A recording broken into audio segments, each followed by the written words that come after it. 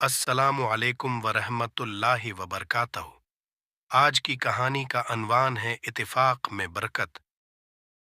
किसी गांव में एक किसान रहता था। उसके तीन बेटे थे। किसान बहुत मेहनती था, जबकि उसके तीनों बेटे बहुत ही निकम्मे थे। वो हर वक्त आपस में लड़ते झगड़ते थे।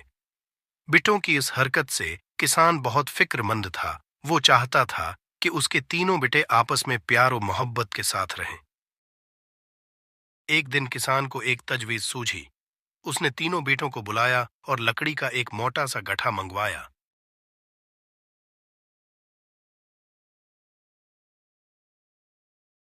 किसान ने कहा, बारी बारी तुम सब उसको तोड़ो। किसान के तीनों बेटों ने बारी बारी गट्ठा तोड़ने की बहुत कोशिश की, लेकिन गट्ठा तोड़ने में नाकाम रहा।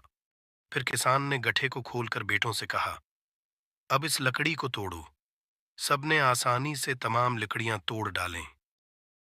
फिर किसान ने तीनों बेटों को समझाते हुए कहा, अगर तुम सब इस गठे की तरह मिलकर इकट्ठा रहोगे तो कोई भी तुम्हें नुकसान नहीं पहुंचा सकता, लेकिन अलग अलग होकर रहोगे तो हर कोई तुमको नुकसान पहुंचा सकता है।